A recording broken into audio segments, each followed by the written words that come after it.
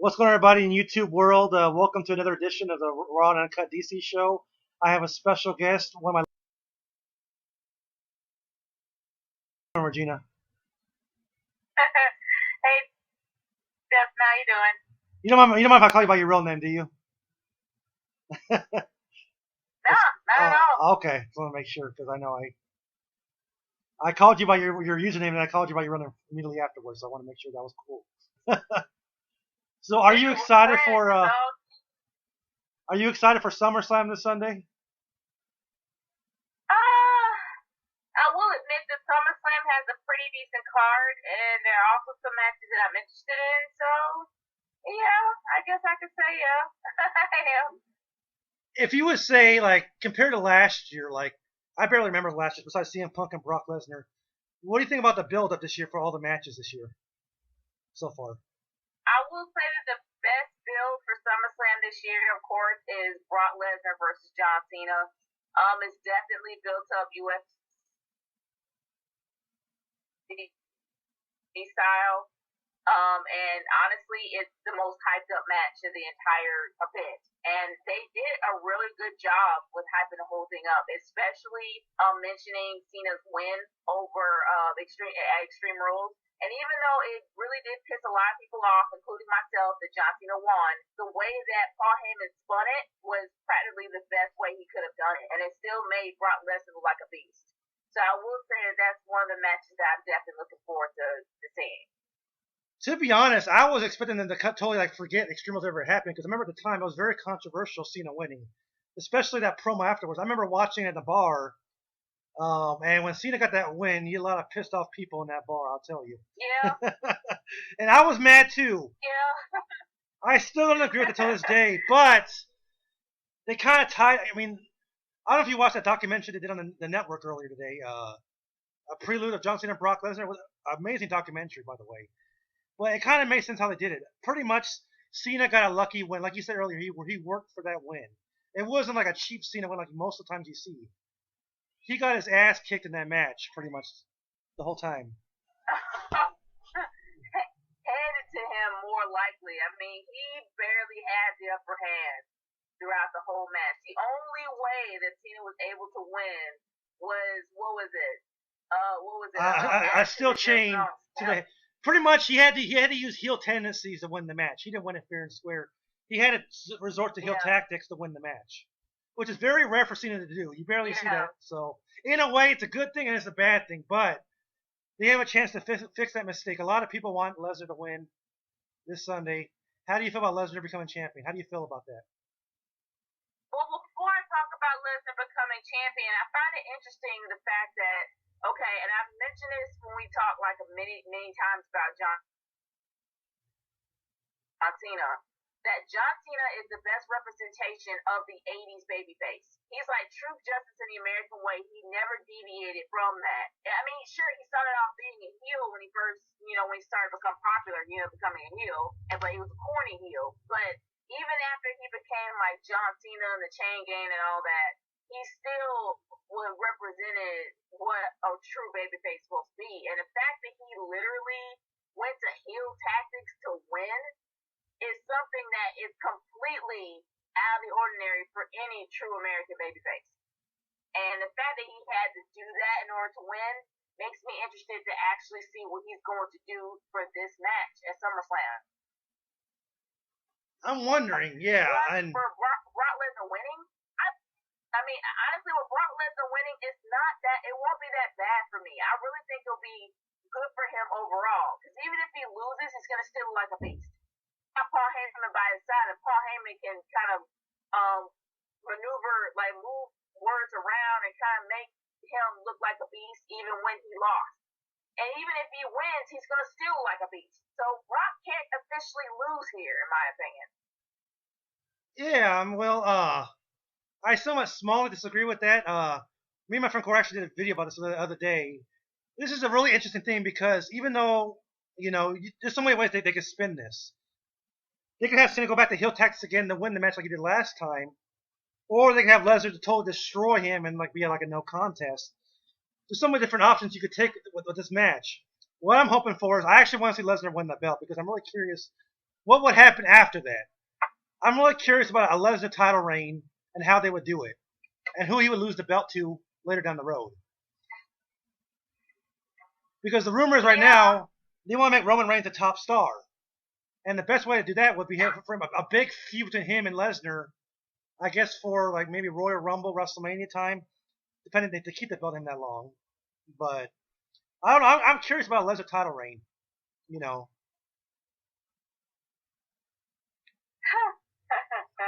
I think it'd be interesting. I don't know. I mean, I just a lot of people are hating on when the Rock was champion a couple years ago. No, a couple years ago. It was just last year. Sorry about that, guys. My history's messing up on me, but Rock got a lot of heat for being a part-time champion, and we all know Lesnar's part-time. But Lesnar actually works more dates than Rock did so far. So I think he'll be a fighting champion if he gets the belt. I think it is. Well, I mean, okay. Yeah, and I know I'm one of them. I'm guilty of giving a lot of flack to The Rock of being a part-time champion. Because I'm like, if you give the man a belt, it's only a matter of time he's going to drop and Cena. But the thing is that we were all pissed off, not only for the fact that The Rock lost the belt, we were pissed off in the way it happened. The way it was done was what pissed everybody off. The same thing with Lesnar. We were pissed off about the match and how it ended. It ended poorly. Honestly, it did. It ended poorly. Sure, he fought his way to win, but it didn't end well. And that really did piss a lot of people off. But besides the fact that he's not a full-time guy, doesn't mean that he's not going to get the belt. We automatically assume because if someone's a legend or if they're a part-timer, they're not going to get the belt. If Rock gets the belt, man, that would probably be the best thing for the WWE World Heavyweight Championship. It would be the best thing because we haven't had a decent heel hold that belt in a while. And you talk about the guy that just ended the Taker's streak. He has a lot of heat right now. When he beat Taker's, and you remember all the heat he got for that. He's still fresh off of that. Yes, it's been 3 months, but he's still got the heat. And not only that, we all talk about, okay, who would be the best guy to end the streak? Who would be the best guy to handle a heel heat? Who's the best guy for Lesnar?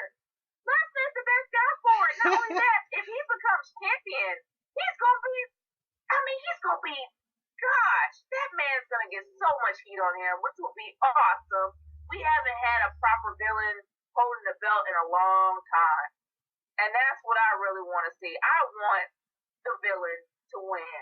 We haven't had a decent villain since Regina wants the villains. That's what she wants. She wants the villains to overcome the odds. I am all about my heels.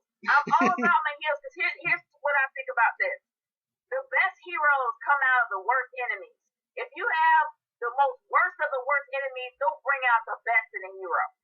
That's why you gotta have a decent heel to bring out the best in the good guy, to make the good guy look better. That's the whole purpose of a heel. Who's the best heel right now than Brock Lesnar?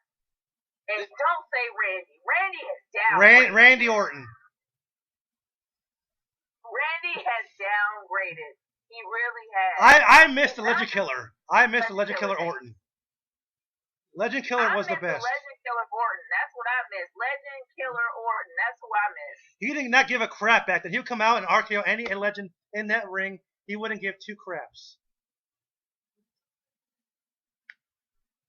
Yeah. He cares far too much now about his image. He cares far too much now about the authority. He's become a whiny, cowardly heel. It's not the same Randy Orton that I remember of old, and he's starting to get annoying.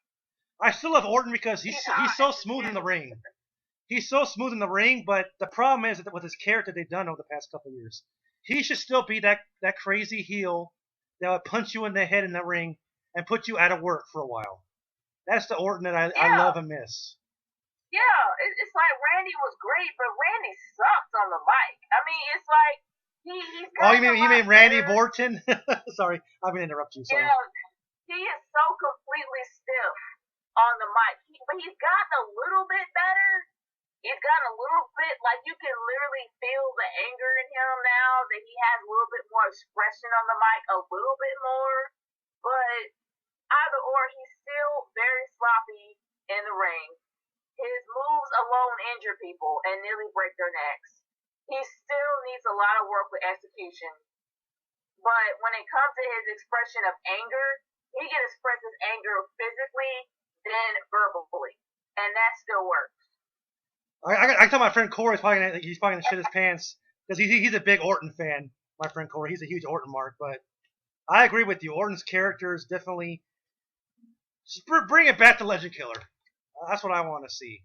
Because the one thing I will say is that this Roman Reigns and Orton match this Sunday, I'm looking forward to that because Orton's been really intense in this feud so far.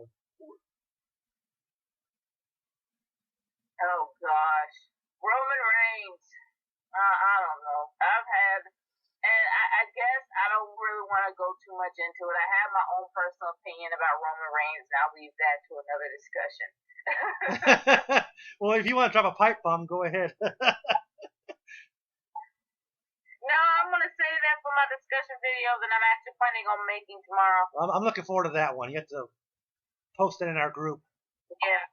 And check it out. I'm going to have a ton of people disagree with me, but I don't care. I have my own opinion about Roman Reigns, and I'm going to talk about it in my next video. Let it loose. Drop them pipe bombs, just like CM Punk, right? CM Punk. I don't think I can drop a pipe bomb in like CM Punk. I just know that I can just break that fourth wall. Speaking of CM Punk, compared to last year with Lesnar and Punk, were you more excited for Lesnar and Punk last year's SummerSlam, or are you more excited for Lesnar and Cena this year? At this year's SummerSlam? I wasn't so much excited about. See, the one thing about SummerSlam is there's not a lot of memories. Like, there's not a lot of epic moments that come out of SummerSlam. There's only a handful some of the time, but it's not every single pay-per-view. Like, in my opinion, you do of epic special moments from SummerSlam. And unfortunately, CM Punk versus Lesnar wasn't one of them. Because WWE is notorious for actually doing all of these David versus Goliath style matches. Like the small guy versus the big guy. That's what they always do. And with CM Punk versus Lesnar, that was the case. And I've seen it so many times, and I'm like, I really didn't care. I didn't care at all. I didn't see it play out. I saw it later on when I got the network. I did enjoy the match, but the build-up was more focused on CM Punk and Paul Heyman. It was like more of a personal story between CM Punk and Paul Heyman. Paul Heyman betraying him. It wasn't really focused on Lesnar and Punk. That was my biggest issue with it. You could have anybody in that role. It was about CM Punk and Paul Heyman's story. That was my problem with it. Yeah, and plus, the one disappointing thing is that you kind of knew that he was going to get his comeuppance to the ring, but it was really disappointing that Paul Heyman didn't fall through.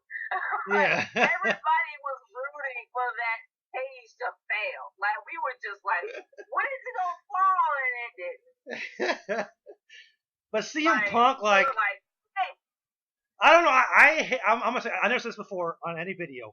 I hate Punk as a babyface. I like him more as an anti-hero because he plays that part so well. I hate him as a babyface. That's who he is. See, okay, CM Punk was the only PG anti-hero out there. We possibly have another anti-hero in Roman Reigns, but they screwed that up when they made him a face. But CM Punk is not a face and he's not a heel. He's an anti-hero. He has no boundaries. There's nothing that can hold him back, and he was the only PG anti-hero, and they screwed that up too. I know. I mean, like, even though he was more intense in that Lesnar feud than he was, like, saying clown shoe to John Laurinaitis. You remember that feud? Him and Laurinaitis. When he was a babyface, calling him clown. It was funny, though, him and Laurinaitis' reactions. Don't get me wrong. I enjoyed it. But they watered him down too much to a corny babyface. CM Punk works better as an anti-hero in that.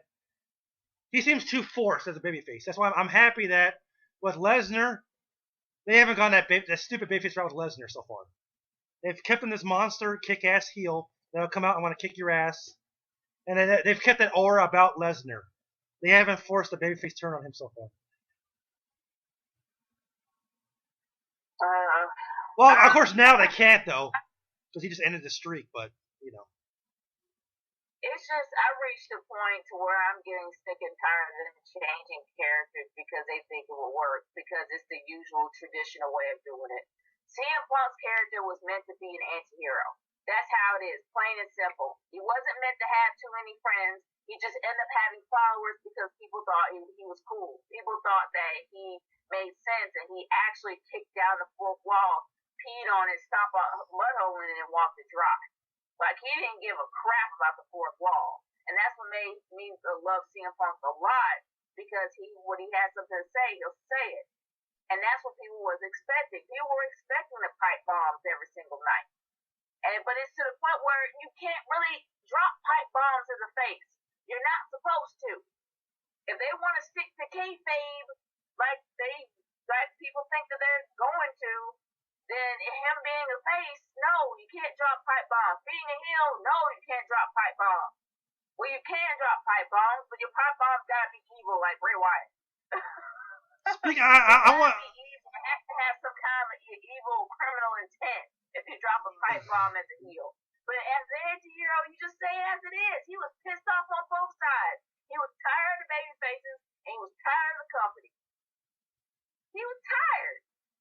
He was the voice of the voiceless, like he said.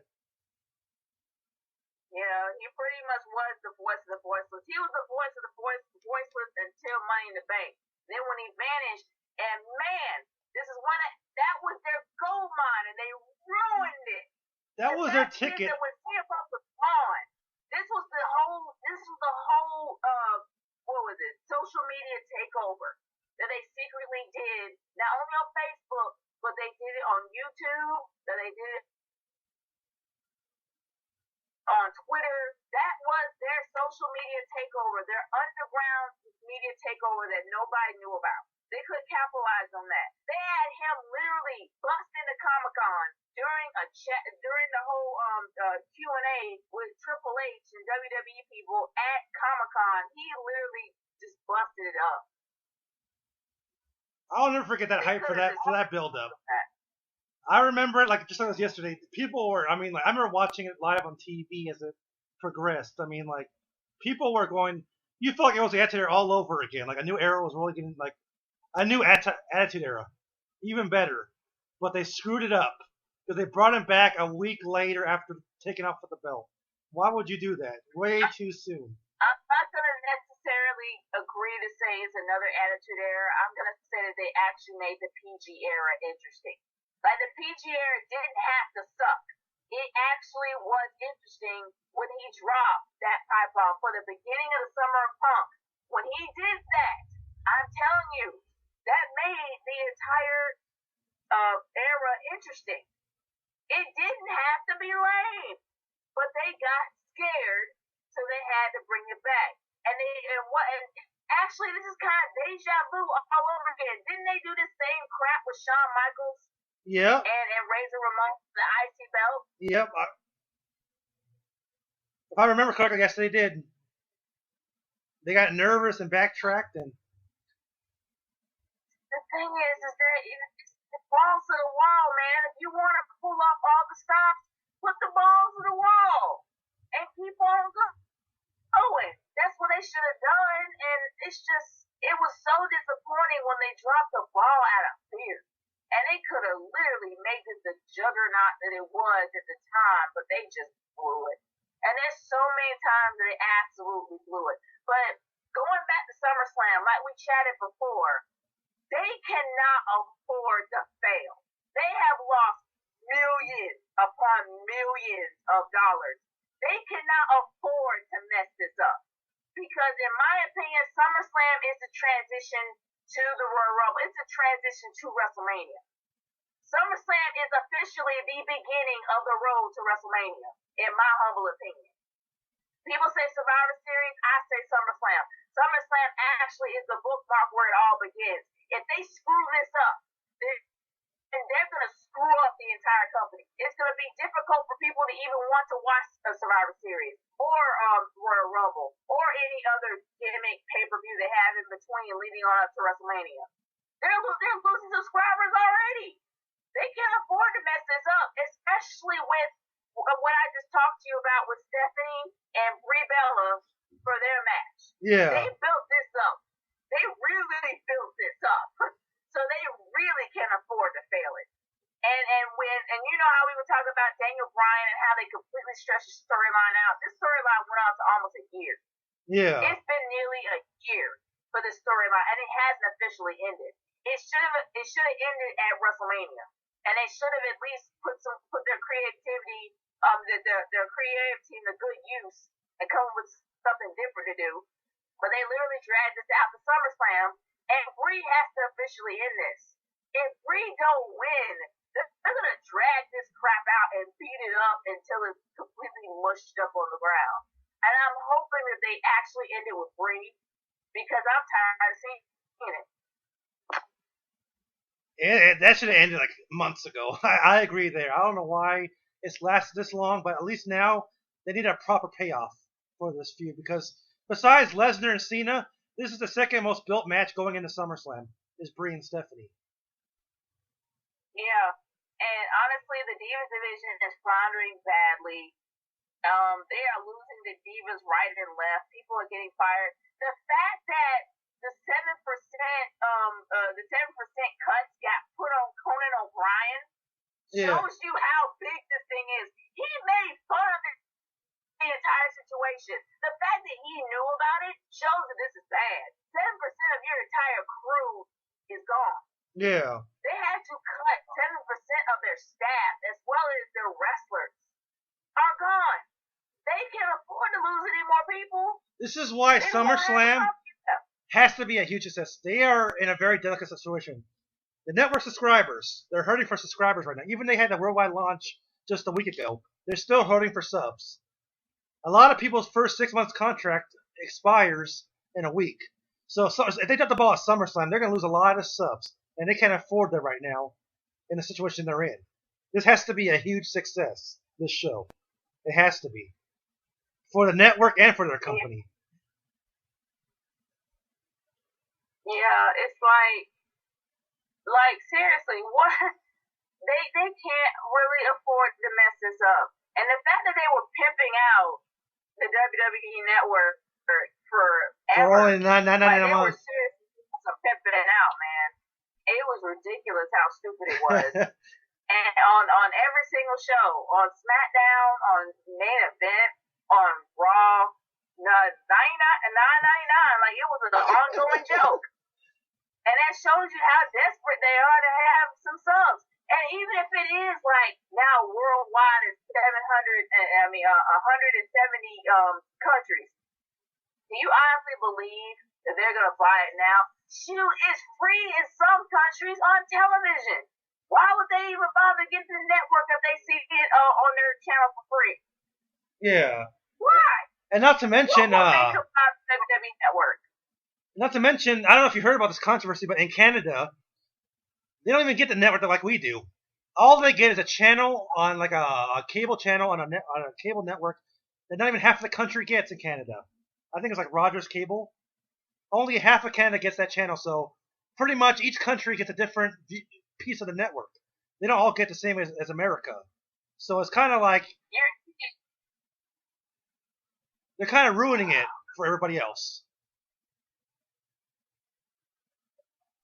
Like, I guess I don't really get it. I mean, I know they had been working on the WWE Network for years now. And the time when they were supposed to launch 2 years ago, they didn't. They were supposed to launch, I think, in 2011, but... Actually, it was supposed to be for WrestleMania 28, if you remember. They were hyping it up for WrestleMania 28. That was supposed to be the debut of the network for that WrestleMania, but they just canceled it. Oh, yeah, that is true. That is true. It was like 2012 that they actually were planning on debuting it. So it's been about 2 years. And they put a lot of money into this. And the fact is... If it's like 2 years, if you've been working on this thing for 2 years, then why in the world were you not able to go online everywhere, like until like now? That's what I'm saying. Like, and the problem is that they got a lot of heat for the Canada thing. Like, a lot of people are they can't afford that right now. So you hype this up for the network, and they charge more in Canada for even for half the network. They don't get the full network. Video on demand, all they get is a live channel. It really don't. but So it's really like, they can't necessarily afford this up. They can't. And I'm actually noticing that they're probably making extensions towards some of the subscribers because I don't know if you can hear me now, but you're kind of breaking up a little bit. Sorry about that, guys. We had a drop call, but we're back. You gotta love Skype, right? We've been using the Skype thing for years to do audios, and it never fails to at least have one drop call in there. But what were we talking about again?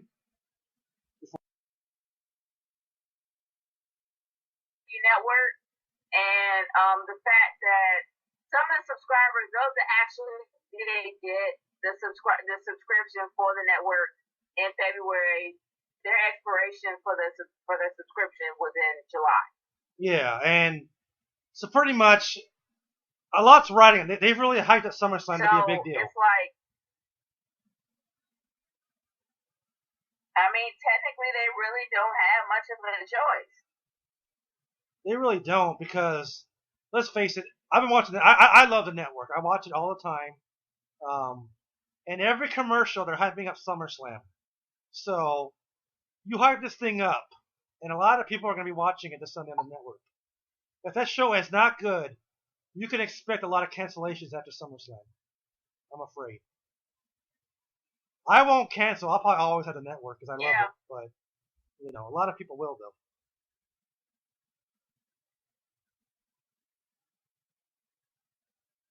Yeah. But it's like they really started to run out of ideas a lot. And not to mention that when it comes to the network, you notice that in some, like, depending on where you are, they say you can get the network anywhere. I can't get the WWE Network on my phone.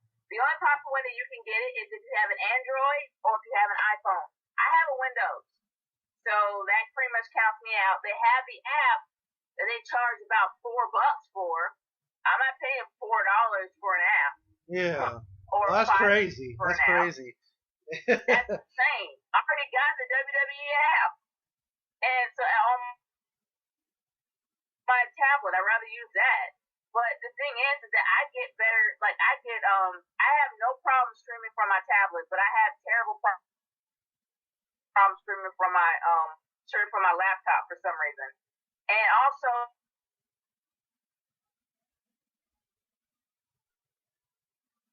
you have freeze ups a lot on your on my laptop. I barely have.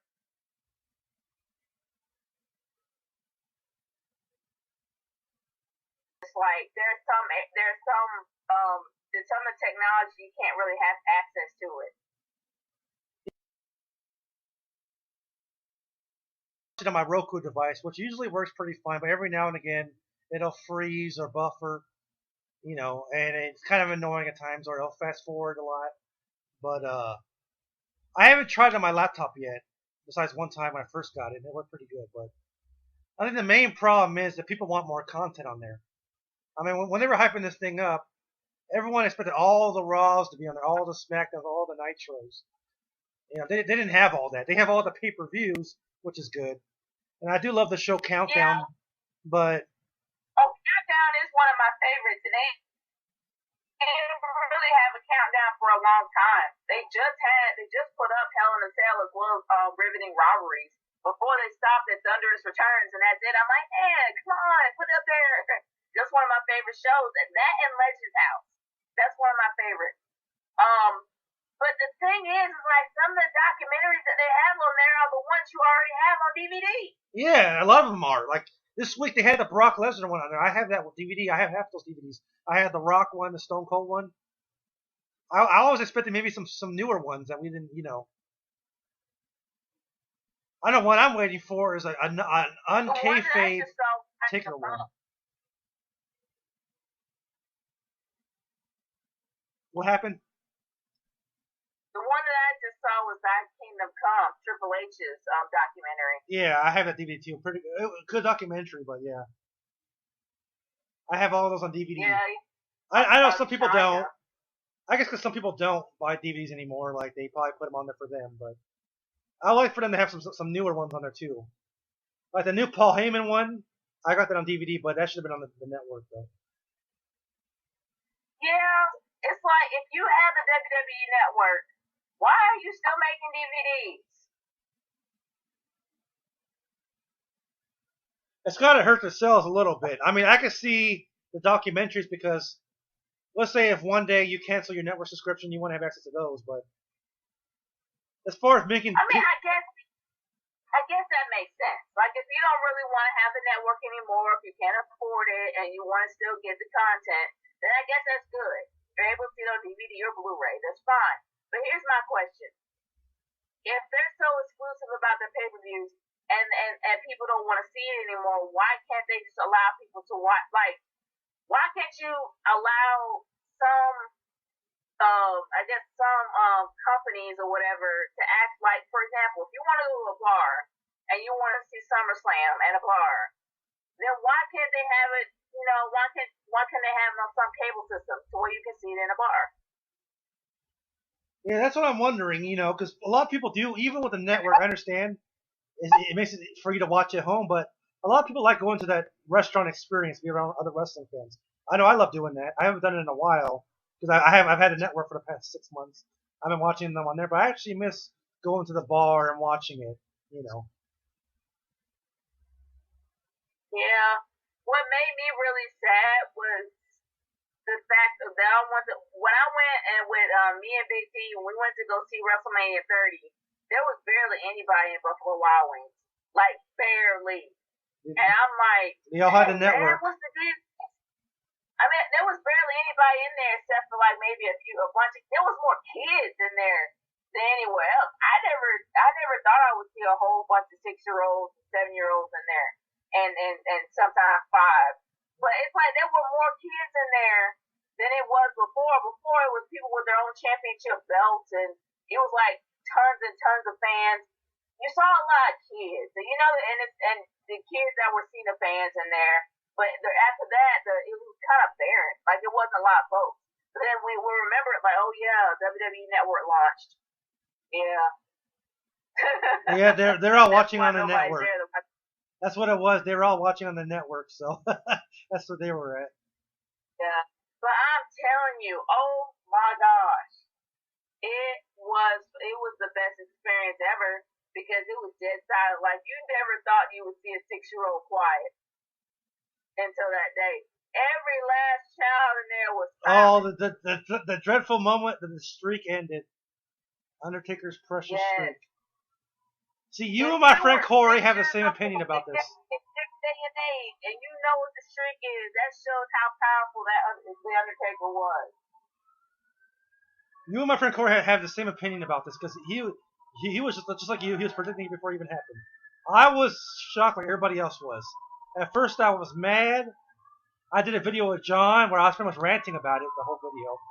Then I thought about it a couple days later where I actually loved the decision because going back and watching Taker's old match with Lesnar, Taker's never beaten Lesnar ever in a singles match. That's one opponent Taker could never beat. I love that story. Lesnar's always had his number in the ring, always, and they're best friends in real life, so it makes sense. And they train together too. That's what makes it awesome. The thing is that the reason why I love it is because no one knew about it. It was the best kept secret, and we all know that these days, and now the internet is around. Internet spoils everything, and people seem to find out things early.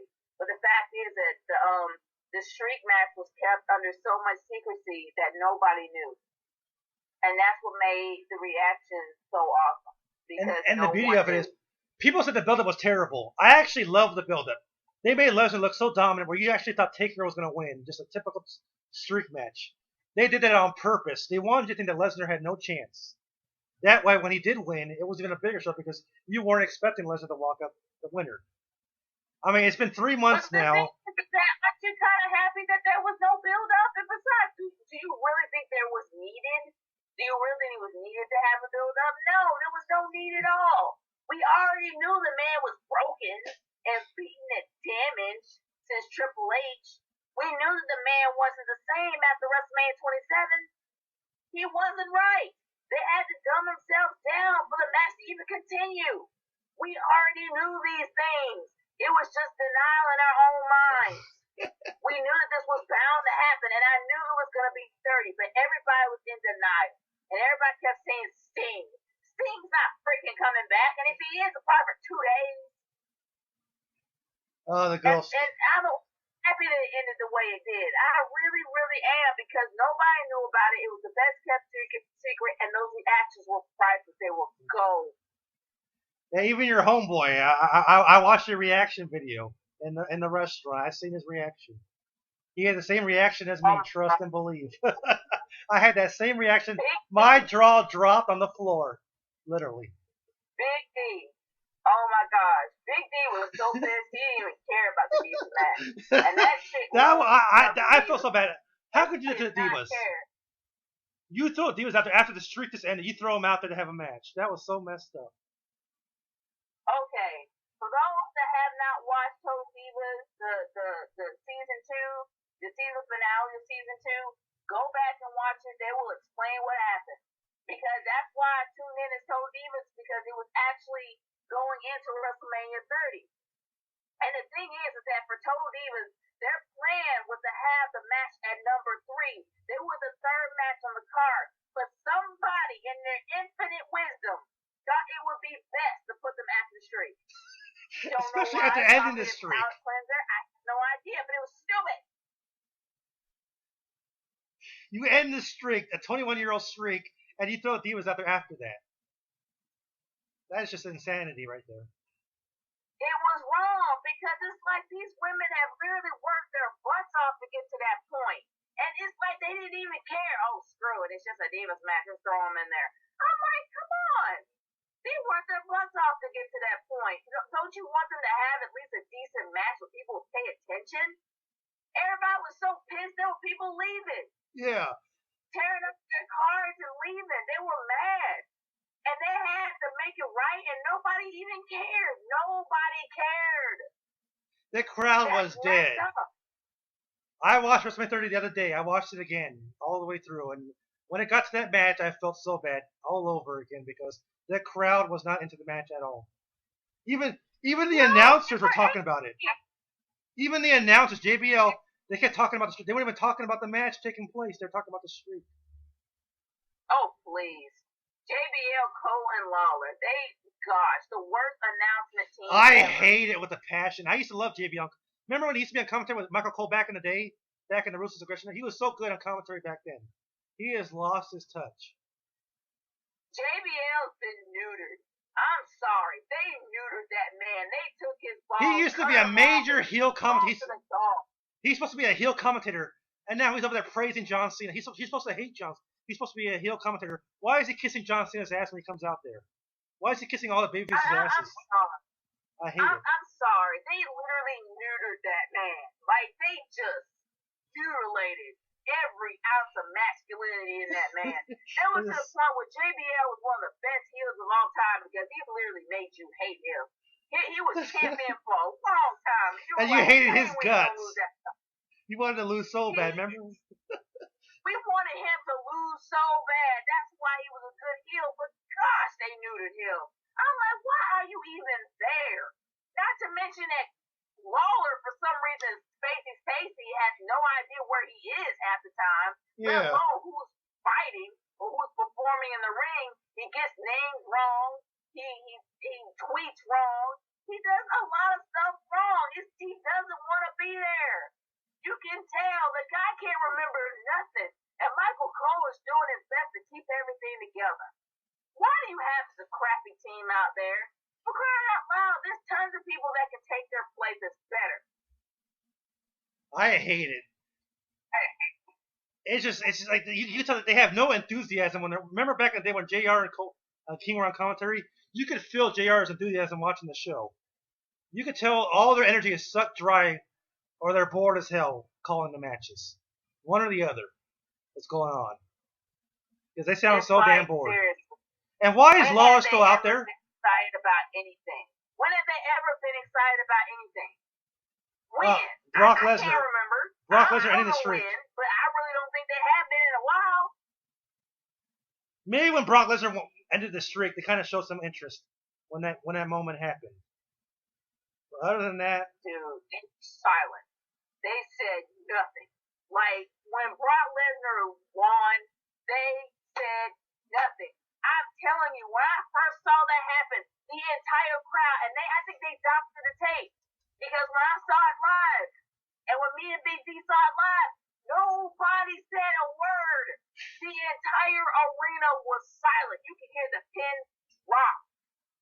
I was sitting there tweeting to Cream Crazy. I was there tweeting to Freddie. I'm like, dude, did you just see? I was like literally just tweeting till my thumbs were sore. And and everybody was just silent. In the bar, in the arena, silent. Even the announcers, they had nothing to say. That was crazy because I mean, like, it felt like you were at a funeral in that arena. I heard, like, you literally, like, you could hear if someone dropped a penny, the whole arena heard that penny drop. Like it was like being at a funeral. One of my friends said that went to WrestleMania. Even after the show was over, when people were leaving, people were still upset about what happened.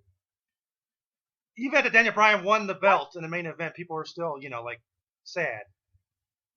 It's crazy. All I know is that if it wasn't for the streak, and I'm gonna say this, Daniel Bryan was blessed. He was a very blessed man because he was put in two situations that really did bring his character up to the stratosphere so very fast against all odds. People already liked him because of the fact that Daniel Bryan was a very relatable character. He started from the bottom and worked his way up. Even though people say he couldn't make it, he kept on trying. Not only that, when CM Punk left, if CM Punk still stayed, Daniel Bryan would not be as noticed as he is now. He would have had to pull the heel card in order to get noticed, but it would be the wrong kind of heat, plus he sucks the heel. Yeah. If CM Punk didn't leave, Daniel Bryan would have never gotten noticed, ever. And if it wasn't for the streak ending, then Daniel Bryan would not have taken the belt. He wouldn't even won. He would have lost that night. Yeah, exactly. And they made a mistake and they knew it, so they had to fix it somehow. For me personally, that was the best underdog story they ever told. I mean, you go like, when I went to WrestleMania 28, we all remember that 18-second match that he had with Sheamus. Since that moment at WrestleMania 28 is when the whole thing started. You had a whole 2-year story of Daniel Bryan fighting and clawing his ways to the top. Tag teaming with Kane and the Team Hell No. Getting over with the fans with the Yes chant. Triple H holding him down every month. It was just a beautiful storytelling that they haven't done in a long time. But you know one thing that I've noticed? What's that? The one thing that I know about Triple H is that Triple H may think of himself as a heel. I don't. I think Triple H is probably maybe a borderline anti-hero, borderline heel, maybe a tweener. Yeah. But one thing I've noticed about Triple H throughout the years is that even when he's at his heelest of the heel moment, if he puts on an unbelievable match, he'll give credit where credit is due. He'll respect you, and he will announce it to the world. That's how Triple H is. Triple H may act like a douche in the ring, but when it comes to after he wins and he knows he put on a good match, that guy will literally give you props for the whole world to hear. Because that man does have respect. I guess it's somewhat honor among thieves, even though he's not a thief, but either or, honor among villains, maybe. I don't know. But he has a lot of honor and a lot of respect in him to respect somebody else when they put on a good match. That's the one thing I know about Triple H. He was going to do that with Daniel Bryan in the middle of the ring, but it was something about Stephanie that she wanted to keep it going. And you know how he was like going to go out there, he was going to congratulate Daniel Bryan, be like, look, dude, you proved me wrong. I said, prove me wrong, you proved me wrong. He was going to go out there and do it, but somehow Stephanie kept trying to roll with it. I'm like, no, chick. Let your man do his thing and let it be squashed. Because if you keep beating a dead horse, it's going to keep being beaten until you can't beat it no more. And that's what they did. Yeah. I hate to say for horse lovers, but still. You just drop them pipe bombs. Don't hold back. Let it out.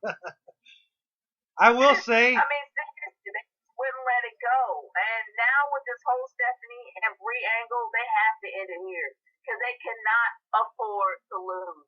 They can't afford these matches to fall flat. They can't afford the characters to fall flat. They can't afford SummerSlam to fall flat. This is the transition leading on up to WrestleMania. They have put a lot of heat on some of these matches. They have to make them look good. They can't have one bad match on the card. And if they add one in there, it has to be good. That's what they got to do. They can't afford it or they'll be out of business. They've already stumped themselves in the foot with this network. They got to make it work. and they have that chance Sunday night, so hopefully they will deliver a great show because, like you said, there is no choice on their end. They have to. They've been hyping But this then up. you gotta understand. They're thinking like they're still juggernauts. That's the problem. You got Vince that got a really fat ego. You got most of McMahon that got fat ego, and you got stressed out Triple H.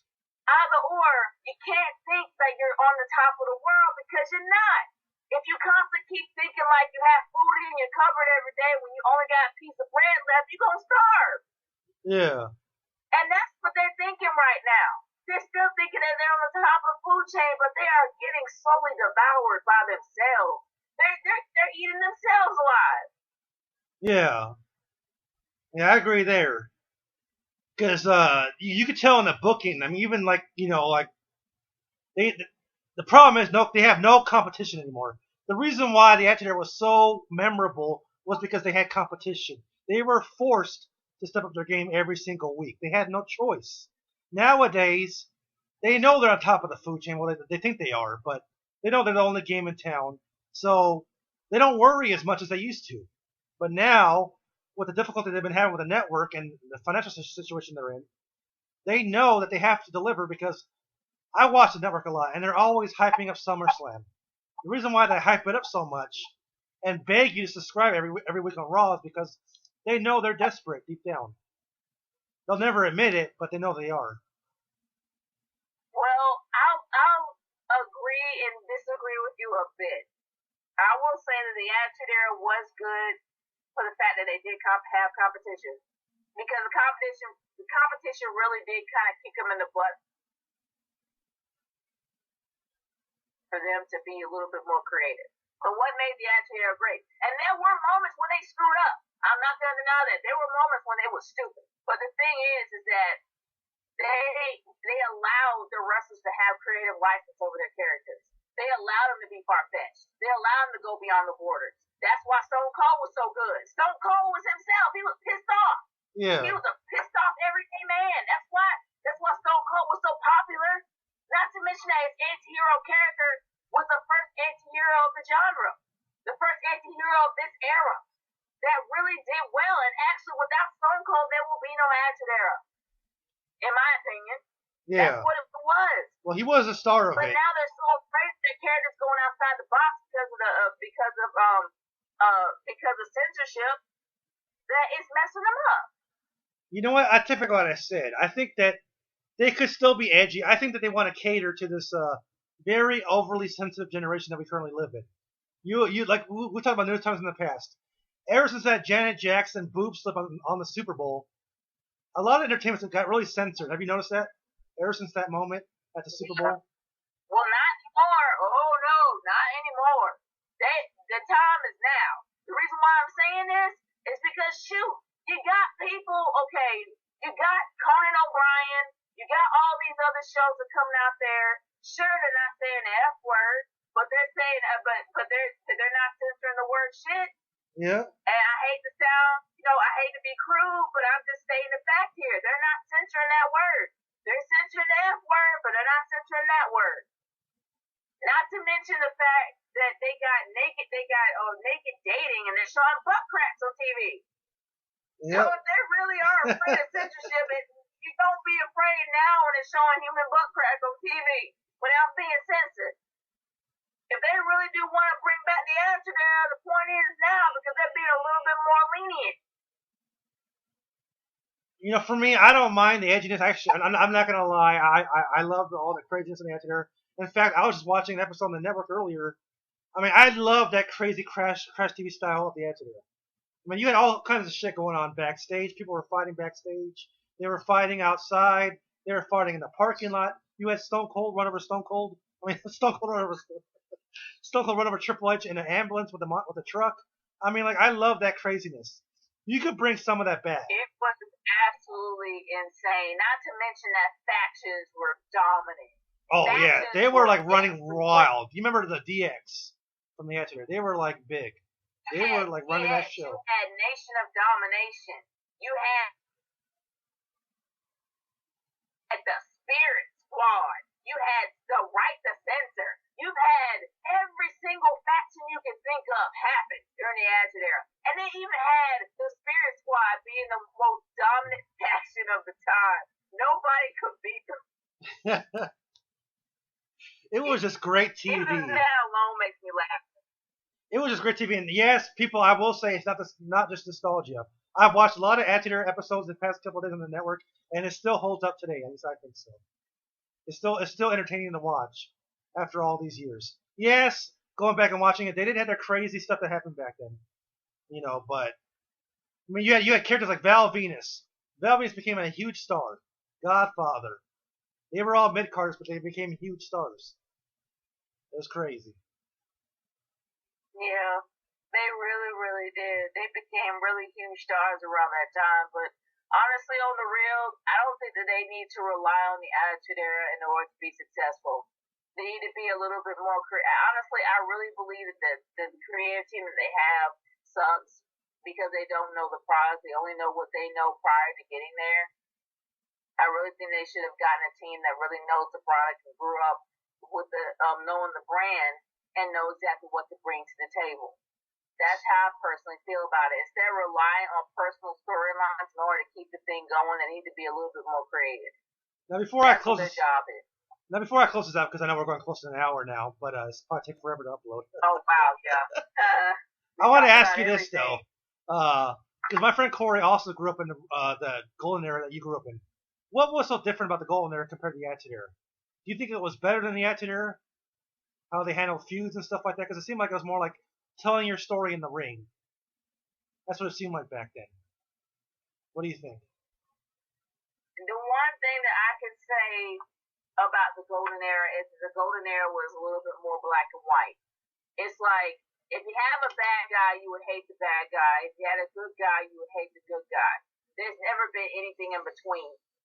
They never really showed, they never really showed their true selves. They kept it kayfabe throughout the entire time, and they never broke that character. So when I was looking at Legends House, I kind of could understand what Pat Patterson was talking about, because even then, that's the reason why Triple H got in trouble when they talked about during his documentary that he got in big trouble when he hugged Kevin Nash and they were all supposed to be rivals, and he ended up breaking character. They were really serious about character in the 80s. And anybody that broke character, it was considered taboo, and it would mess you up. It would really mess up your career. And honestly, the best heels were always the best heels, and the best faces were always the best faces, and they always kept you that way. Like, they never made you a heel, or they never made you a face, never transitioned. It always stayed the same. So that's probably the main difference. Well, I guess I'll close it off before it goes like too long. I have to take like 2 hours to upload this damn thing, which is probably going to happen anyway. Do you have any more final words? This has been a really fun audio. We need to do more. Well, I will say this. I am looking forward to some of the matches of SummerSlam, but to be real, they can't afford to fail this time. They have to keep their game face on. Yeah, I'm looking forward to it too. I think that this is probably the most hyped I've been for SummerSlam in years. Probably for like the past 3 years. I didn't watch last year's when it happened. Like I said, I watched it when I got the network, but last year's was alright. I did like seeing Daniel Bryan and John Cena. That was a good match, but this year, I'm looking forward to Lesnar and Cena, and surprisingly, I'm looking forward to Brie and Stephanie. I'm really surprised to say that, but I'm actually looking forward to that. But hopefully that's the end of that feud, though. It has to end this Sunday. They can't carry that out, so I guess I'll end this now, Regina, and hopefully we'll do more soon. What do you think? Oh, yeah. I'm for it. All right. Later, guys.